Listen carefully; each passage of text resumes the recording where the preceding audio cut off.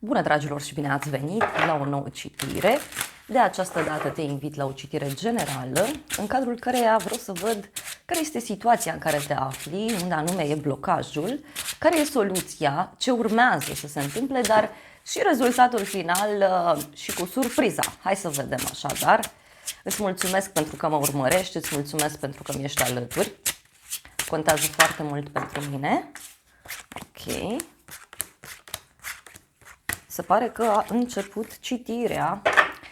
Și la baza pachetului avem un 8 de spade, 6 de cupe, 4 de spade, 9 de monede. Da. Aici văd că e un oarecare blocaj. Da? Nu știu, ești cu mintea foarte mult la niște persoane din trecut. Poate să fie și un moment în care te gândești mult la un moment de relaxare, la un moment de liniște, de pace. Ce mai văd aici este că parcă, nu știu, te simți izolat sau pedepsit. Poate să fie o problemă de mult timp aici, uite, într-o relație de cuplu sau într-o relație cu un copil mai poate să fie. Da? Să vedem în momentul prezent. Avem 3 de monede. Deci aici, uite, studiezi ceva, lucrezi, da? Poate să fie și un moment în care înveți mai multe lucruri despre viață, dar te văd aici într-un grup format din 3 persoane sau un grup mai mic, da? de prieteni. Apoi avem 2 de monede. Poate ești foarte prins în acest moment pe partea financiară a lucrurilor, însă ce mai văd eu e că e ca și cum jonglezi, da? Între două grupuri de oameni, două persoane diferite, două grupuri, da? Diferite. Și hai să vedem, pentru că eu simt aici foarte multă dualitate, da? Foarte multă dualitate și indecizie. Și e ceva, repet, care durează de foarte mult timp. Da? Deci aici e clar că trebuie luată o decizie. Aici este clar faptul că e nevoie să te eliberezi. Problema este asul de monede. Da, problema este aici că, nu știu, se vrea o alegere. Da? Asul de monede înseamnă o dovadă fizică, palpabilă. Da? Problema este că cineva tocmai nu oferă ceva stabil, ceva palpabil, o dovadă. Poate aici problema ține și de un nou început, da? Poate este un mod nou prin care ți se cere și ție să abordezi situația, că până la urmă multe lucruri pleacă de la noi, da? Pleacă de la noi. Însă ce văd aici este că e foarte activă zona aceasta a banilor, a sănătății sau a lucrurilor palpabile până la urmă. Da? Simt aici multă stagnare cu monedele, da? E ca și cum nu se întâmplă nimic, parcă lucrurile stau într-o zonă și nu se întâmplă nimic. Hai să vedem ce e cu 3 ăsta de monede și cu 2 de monede, ca să clarificăm puțin povestea. Ei, da, regele de spade, magicianul și cu 10 de monede. Aici este un personaj care, nu știu, parcă încearcă să mulțumească pe toată lumea. Mai văd și o legătură cu o zodie de aer, gemeni, balanță, vărsător, dar și o legătură cu zodia fecioară. Deci aici, uite, e un moment foarte clar în care parcă organizezi ceva sau poate să fie un moment în care ai o persoană în jurul tău care are niște planuri, niște strategii, face tot felul de lucruri și nu e hotărât sau hotărâtă, mai poate să fie. Luna, da, pentru că, uite, este foarte multă confuzie aici, da? Deci ceva nu este clar. Ceva nu este clar. Mai văd aici o legătură cu o femeie foarte dragă sufletului tău. Este o persoană foarte sensibilă, dar foarte confuză în același timp. Hai să vedem asul de monede, ce zice. Care e problema? Da, problema este, uite, 7 de monede și cu roata destinului. Deci, problema e că cineva aici tot se uită spre trecut sau cineva se află într-o perioadă de așteptare. Da? Cineva așteaptă să crească banii în copac. Cineva așteaptă să rezolve, poate, o situație aici financiară. Da? Hai să vedem în continuare și avem roata destinului, ok, și cu 8 de bâte. În această situație, văd clar un eveniment care se desfășoară în viitorul foarte apropiat, da? Și aici poți să primești niște mesaje, apeluri telefonice sau o schimbare care apare cu viteza luminii. Da? Deci ceva se întâmplă în sfârșit. Poate să fie și un moment pasional pe care îl ai cu o persoană, dar eu văd clar aici niște discuții foarte importante care au loc.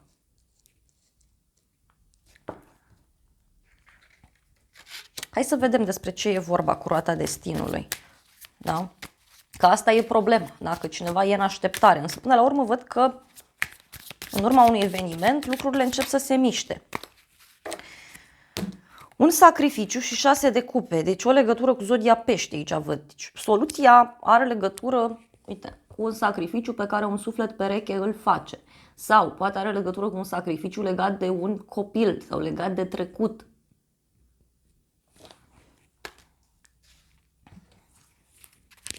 Hai să vedem 8 de bâte. Wow! 8 de bâte a venit clarificat cu turnul și cu regina de monede. Deci, dragilor, aici, în viitorul apropiat, văd niște mesaje, niște discuții sincere pe care le veți avea sau le vei avea cu o femeie. Este o femeie stabilă din punct de vedere material, este o persoană sigură pe ea, este o femeie matură. Da? Uite, dacă te regăsești în descriere, poate este și energia ta, da? Și în sfârșit zici lucrurilor pe nume. Poate în sfârșit iei tu atitudine în situația aceasta. Da? Mai avem o legătură cu o zodie de pământ, Taur, Fecioară, Capricorn. Niște mesaje, niște discuții care au loc aici. 10 de cupe, 3 de bâte. Da, deci uite, cineva se pare că are curajul aici și îți dă o veste. Să vedem care e soluția. 3 de spade. Soluția e ca cineva, nu știu, să-și frângă inima, sau soluția e ca cineva să accepte o suferință, că 3 de spade vine cu o durere, da? Hai să vedem ce e cu 3 de spade. Sau soluția poate să vină de la o persoană care suferă, da? Ia uite, a venit îndrăgostiții și cu arcana majoră cumpătarea. Deci aici au o legătură cu zodia Săgetător.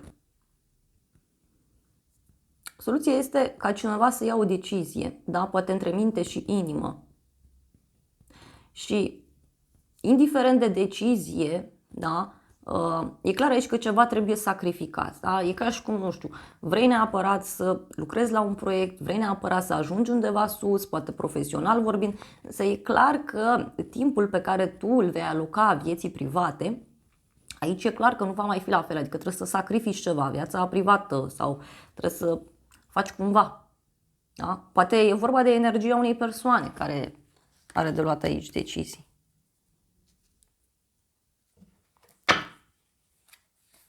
Cavalerul de monede, steaua și cu nebunul. Da, uite, deci aici se pare că cineva vine către tine cu o ofertă palpabilă, stabilă. Nebunul și cu steaua împreună vorbesc despre un adevăr, dar și despre un moment de autenticitate. Da? Hai să vedem ce se întâmplă în final. Avem 2 de cupe și cavalerul de spade. Aici, în final, văd o întâlnire neașteptată, poate să fie și oarecare ceartă, să zic așa, dar pe de altă parte văd și un eveniment total neașteptat legat de o relație, o colaborare, o întâlnire cu o persoană dragă ție.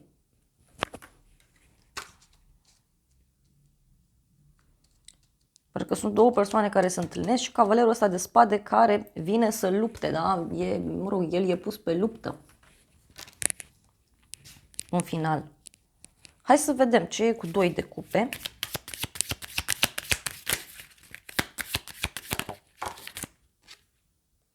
Marea preoteasă. Deci aici văd în viitorul apropiat o discuție în secret pe care o vei avea cu o persoană dragă ție. Este o discuție științifică, este o discuție așa la nivel înalt.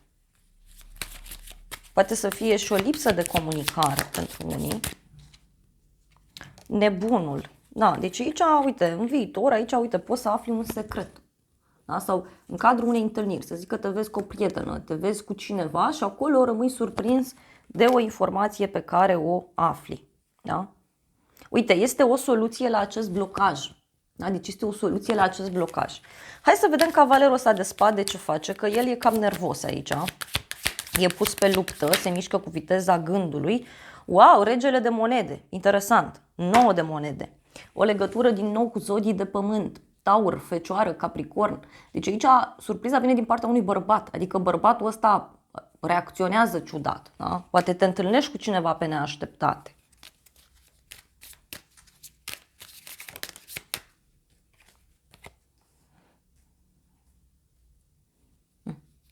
Opt de spade. Deci este clar aici că tu vei rămâne surprins de o hotărâre pe care acest bărbat o ia. Poate e șeful, poate e un prieten. Este o hotărâre legată de acest blocaj.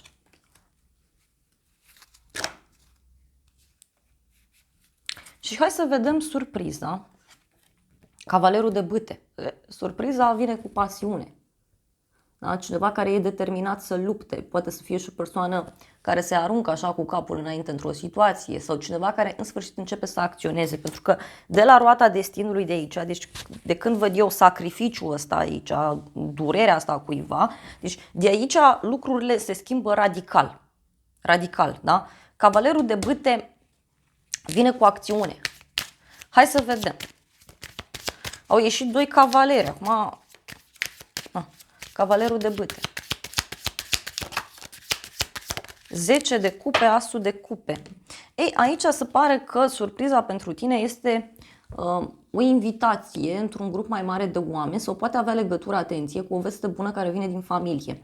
Surpriza de asemenea cu acest cavaler de bâte poate să însemne și o propunere aici care apare pe neașteptate de la o persoană legată de întemeierea unei familii, legată de o relație serioasă, deci pot fi și astfel de lucruri. Da? Pot fi și astfel de lucruri, bineînțeles. Valetul de spade, doi de bâte, deci e cineva care de mult timp pregătește chestia asta și e cineva care te întreabă dacă ești pregătit sau pregătită să-ți asumi ceva pe termen lung. Da? Surpriza este poate chiar o întrebare pe care o primești. 8 de bâte, dar e multă pasiune și e ceva ce se desfășoară extraordinar de rapid. Da? De rapid. Unii puteți să rămâneți surprinși aici de o veste care apare din casă, din familie. Hai să vedem tarotul meu ce zice în legătură cu situația asta. Ia să vedem. Niște noutăți plăcute care apar pentru tine. Cu bucurie mare din ce văd eu. Ia să vedem.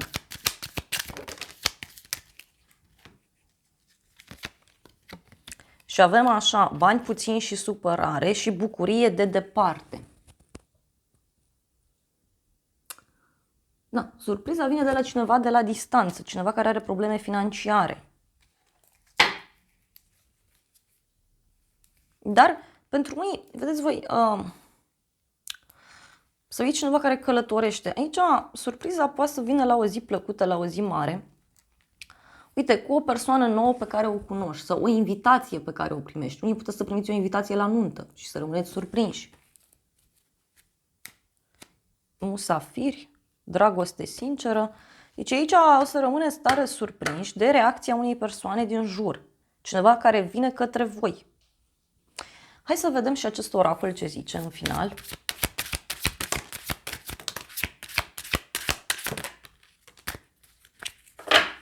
Ok. Și avem așa noroc, șansă, destin, ceva ce trebuie să se întâmple. Deci e clar că avem aici roata destinului de 2 ori. Karmă, poveste toxică, dar și noi oportunități. Iar ultima carte este niște bârfe, da? Niște discuții care au loc, discuții mărunte. Deci, tu aici posibil să afli niște informații care te vor surprinde destul de mult. Da? Și au legătură cu o întâlnire, o cină romantică, Uite, poate este o persoană care ar vrea să te cunoască mai bine. Cei singuri. Da? Și parcă e cineva care îți spune, auzi, n-ai vrea să cunoști mai bine persoana asta, n-ai vrea să faci nu știu ce lucru. Și uite, e ceva legat de o femeie tânără, este o femeie poate cu părul mai creț sau broșcat sau mai deschis la culoare cumva. O femeie căreia îi place muzica, îi place să se aranjeze, este foarte energică. Și mai avem aici ceva din altă viață, deci e o femeie pe care o știi, poate este o prietenă care îți dă o veste și te surprinde, ceva ce ai văzut deja sau ceva ce deja știi. Dragilor, acestea au fost previziunile de această dată. Eu vă mulțumesc pentru atenție, vă îmbrățișez cu drag, vă mulțumesc că mi-ați rămas alături până la final. Sper din suflet să fie de folos informațiile, iar dacă vrei și tu o analiză pentru sufletelul tău, găsești oricând pe noua aplicație Cristina Zurba, disponibilă atât pe iPhone cât și pe Android. Te invit cu mare drag, îți mulțumesc și să ne revedem cu bine și data viitoare.